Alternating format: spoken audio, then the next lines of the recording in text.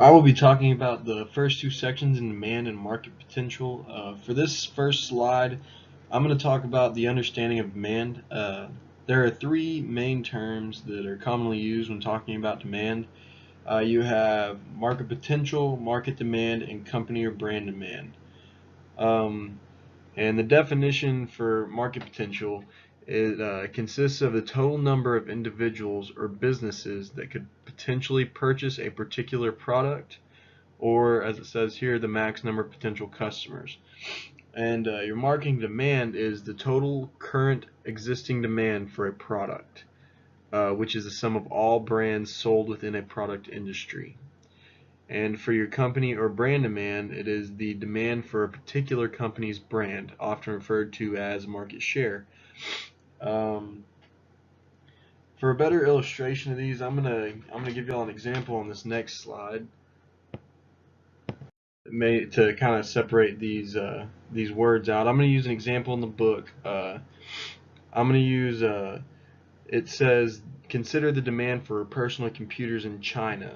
Uh, so you have your market potential, which is 101 million households that might want a personal computer, and then you have your market demand, which is your 27 million households that already purchase computers. And then you have your company demand, and this is a demand for one brand, as I said earlier. So in this case, I'm going to use Apple in China, and let's say that it's 10 million people. So 10 million of these 27 million households that have already purchased a computer have Apple. And so we're going to find the company demand percentage here. We're going to find the market share of Apple. And so what you're going to do here is you're going to take this 10 million and you're going to divide it by 27 million. And after you do this, you get 37%. So the market share for Apple in China right now would be 37%. An additional thing to consider is also called the penetration rate. Um, I'll talk more about the penetration rate here in my next slide. But on this, to find penetration rate, you're going to take the market demand and divide it by market potential. And so here we have our market demand, which is 27 million, and then we have our market potential, which is 101 million households. All right, so now you're going to you're going to divide 27 by 101, and that roughly round up, and you get about 27%. So the penetration rate for computers in China would have been 27%, around 27%. All right, for the next, I'm going to be talking now about the market potential factors. And there are a couple different potential factors that can affect this. And first one's going to be market penetration. And market penetration is uh, affected by the number of individuals or households that are aware or unaware of a product.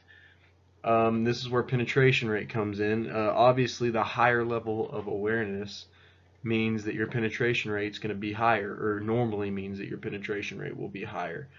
For our second factor, I'm going to talk about product availability. Product availability is usually an issue whenever a product is first enters in the market. Consumers might not be aware of the product, or may be aware of the product, but they don't buy it because they can't get to it. They don't have availability to it. Um, and for my next factor, I'm going to talk about the lack of attractive benefits. If an individual does not understand the product's benefits or doesn't see it as more attractive than the product that they are currently using, uh, then they probably won't want this product. And this factor is closely tied in with my availability of substitute, which is the next factor. For an example of this, I'm going to use the book's example again on this.